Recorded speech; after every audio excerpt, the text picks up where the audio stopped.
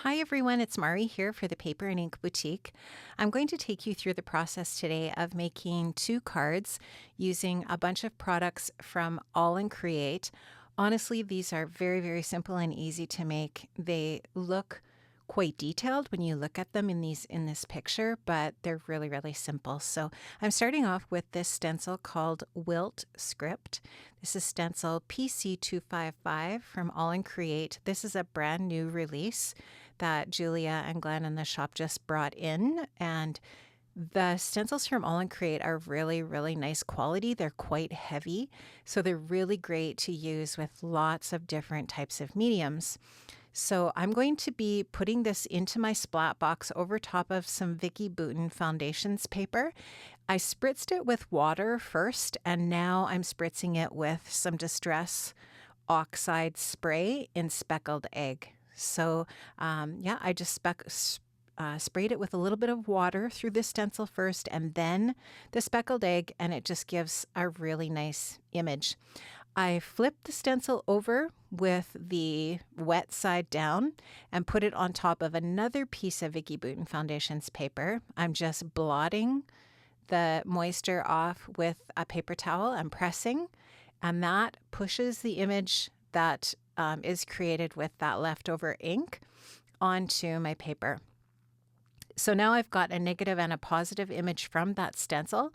I'm just picking up the extra pigment with my roll of paper towel by rolling that over top, just so that this dries a little more quickly. I did let it dry a little bit first before doing that so that that pigment really had a chance to sink into the paper.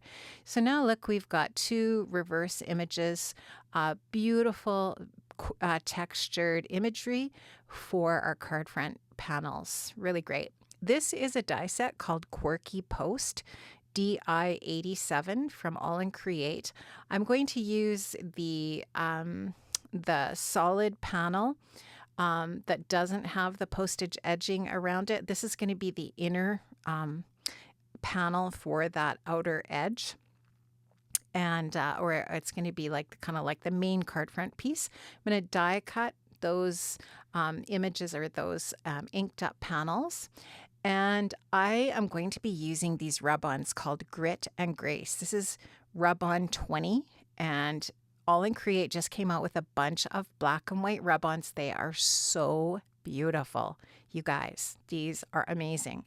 So what I did was I chose out a couple of images from the floral sheet from rub-on 20. And again, this one is called Grit and Grace. And I'm just going to trim out a little floral sprig from the floral section or the floral sheet. And now I'm just going to put that into kind of a little bit into the white space and a little bit into the place where the ink is. And I'm going to rub that image onto my paper by just rubbing it with the popsicle stick, the craft stick that's in the packaging. And here I'm just going to lift up the edge, and I'm going to just slowly lift it off. Meanwhile, rubbing on if there's any of the image that still is sticking to the backer. Slowly just rubbing that and pulling and making sure that the entire image is stuck down, adhered to my paper. And I love the black and white because it doesn't interfere with any colors or anything like that. This is the same reason why I often use black and white photos in my scrapbooking. I just love the crispness, the detail, and it just doesn't compete with anything. So it just really pops off of your background, and that really nice soft speckled egg is nice. Now, when I die cut out my stenciling with that die, I tried to make sure there was a little bit of white space left on for my backgrounds. Now, this ephemera EP93 called Gravel Script is gorgeous. Make sure you check that out in the shop. There's actually a few ephemera packs with this collection, with this release, and they are stunning. I think this image here is a poppy, perhaps. I'm not really sure what these 2 flowers are, but they're gorgeous. And I'm going to use my Scrapbook Adhesives by 3L squares, foam adhesive squares, to pop these images up. And now you can just see how easy these cards are coming together, because literally it took me 2 minutes to do that stenciling It took no time at all to die cut out those panels, these rectangular panels that I'm working on for my card fronts. And now we're just taking die cuts and we're adhering them down. I am going to add a butterfly to each one of my card front panels here, and I've popped that up with a small square from Scrapbook Adhesives by 3L. And that just, I love how that looks. And you can just see the layer of rub-on in the background and how nice that looks as a layer. And now we have our die cut layer, which is going to be the most prominent, the most forward element on our card front. I love how that looks. It's so pretty. And now again, I'm going to add one of the smaller butterflies from that die cut pack to my focal points here. So really loving how that's looking, but I also wanted to add a little bit more detail. So what I'm going to do is I am going to put these into my splat box, and I'm getting my YASUTOMO gold watercolor, and I'm just splattering some of that on here to add that little bit of gold detail, which it's very subtle, but it's very pretty. And I love that with the speckled egg and with the black. It looks really nice. So I'm going to do that with both of my panels. And I do let that dry for a few minutes. You can use your heat tool if you want to speed up the drying time. And then what I did was I put some white paint. You could use gesso, any white acrylic. You could use your Spellbinders white splatter, whatever you want. And I'm just going to splatter a little bit of white onto my backgrounds or onto my card fronts as well.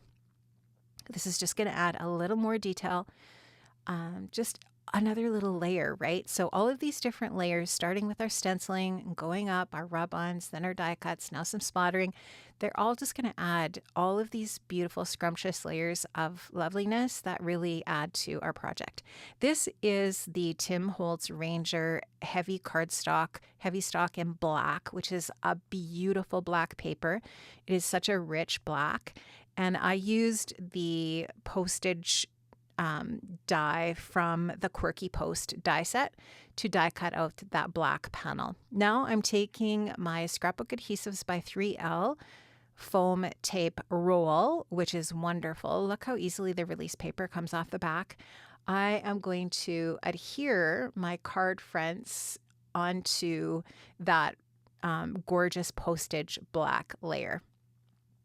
Now you can see how this fits onto a kind of A2-ish size. This is more of a 4x6 shaped card, so it's slightly different than A2, but it fits beautifully onto a 5x7. So the size that you have to cut your card base to kind of emulate an A2 is a little bit larger than a 4x6. It's like 4.5 by 6.5. Card base. And then I also cut two 5x7s, one in white and one in gray, just so that you could see how nicely these go onto a 5x7 base as well. So my 5x7 card bases, I started off with an 8.5 by 11 sheet of cardstock, cut it down to 10 by 7, scored it on the 10-inch length at 5, so that we have a 5x7 card base. And now I'm just adhering with my MISTI glue press my card fronts onto my card bases. And I've got two side folding 5x7 cards when I'm finished. They're so pretty. They're so lovely. And I really like how they looked. You could actually tie some really pretty gold twine onto the bottoms of these cards, around the bottoms if you wanted. Embellish them a little bit more with some sequins or some other jewels that you might have in your stash. I really like gold stickles too for something like this. I'm going to add a few little drops of gold stickles to the centers of the cards and to the centers of the butterflies. And that's just going to add that little bit of extra sparkle and shine, which is so pretty. And I do want to, of course, add some sentiments, and I am going to add some sentiments here as well to finish off my cards. I'm using the Waffle Flower Crafts Script Greetings Stamp and Coordinating Die Set. Waffle Flower does a really great job of coming out with these script greetings for all kinds of different themes and seasons and types of cards. I'm going to be using hugs for one of my cards and thanks for the other. And I just stamped these out with black ink onto white cardstock and then used the coordinating die to die cut these out. I cut blanks of the dies as well so that I can layer these up. So I have a blank Hugs die cut here. You can see I'm going to put a layer of glue on there with my glue press, and then I'll put the stamped and die cut Hugs on top of that. And I'm going to do that 3 or 4 times until I get a really nice thick greeting that is almost like chipboard.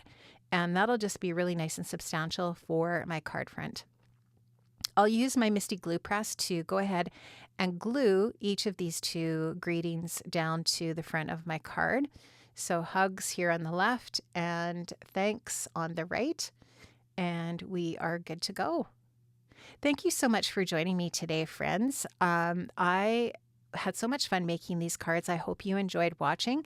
Make sure you check in the description box below for a list of all of the products that I've used from the paper and ink. I will leave a link to the shop as well so that you can go ahead and find all of these different items in the shop, or if they're not in stock, you can click notify me and be notified when they're in stock. Have a wonderful day. I'll see you soon. Bye-bye.